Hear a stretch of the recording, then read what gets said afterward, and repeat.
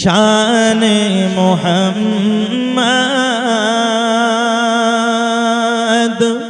ওগো শাহে মদিনা এলেন এই ত্রিভুবনে নবী কমলিওয়ালা। জোরে বলুন, বলে মানিয়ে গেলেন নবীজি ইহুদিদের কাছে, পাথর মেরে তাড়িয়ে দিল প্যারা নবীকে। কলেমা নিয়ে গেলেন নবীজি ইহুদিদের কাছে, পাথর মেরে তাড়িয়ে দিল প্যারা নবীকে। মদিনায় আসিয়া নবীজি করিলেন উজালা। জোরে বলুন সুবহানাল্লাহ। মদিনায় আসিয়া নবীজি করিলেন উজালা, তিনি তো মুহাম্মদ নবী কমলিওয়ালা। শানে মুহাম্মদ ওগো শাহে মদিনা এলেন এই ত্রিভুবনে নবী কমলিওয়ালা। জোরে বলুন, দিনের কলেমা লয়ে নবীজি মক্কা নগরে গেলেন, মানবের মনের দ্বারে নূরের বাতি জ্বালাইলেন। দিনের কলেমা লয়ে নবীজি মক্কা নগরে গেলেন, মানবের মনের দ্বারে নূরের বাতি জ্বালাইলেন। সুবহানাল্লাহ, সুবহানাল্লাহ। পাঠাইলেন নূর নবীকে আল্লাহ তাআলা, তিনি তো মুহাম্মদ নবী কমলিওয়ালা। শানে মুহাম্মদ ওগো শাহে মদিনা এলেন এই ত্রিভুবনে নবী কমলিওয়ালা।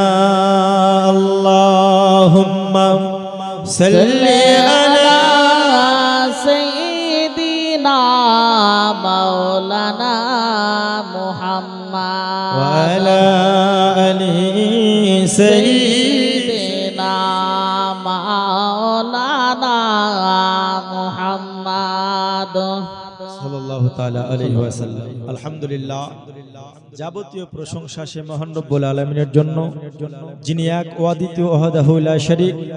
তিনার লাখো কোটি শুকরিয়া, তিনি আমাদেরকে আজকে কোনো জায়গায় না রেখে না বসিয়ে পবিত্র এই জালসার মাহফিলে উপস্থিত হওয়ার তৌফিক দান করেছেন, তাই তিনার শুকরিয়া আদায় করে সকলে বলি আলহামদুলিল্লাহ। জোরে বলা যাবে না আলহামদুলিল্লাহ?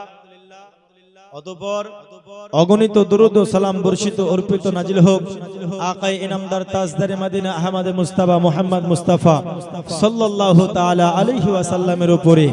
অগণিত দুরূদ ও সালাম বর্ষিত অর্পিত নাজিল হোক, সকল একবার উচ্চ স্বরে ভক্তি ভরে মুহাব্বতে বলি আল্লাহুম্মা আমিন।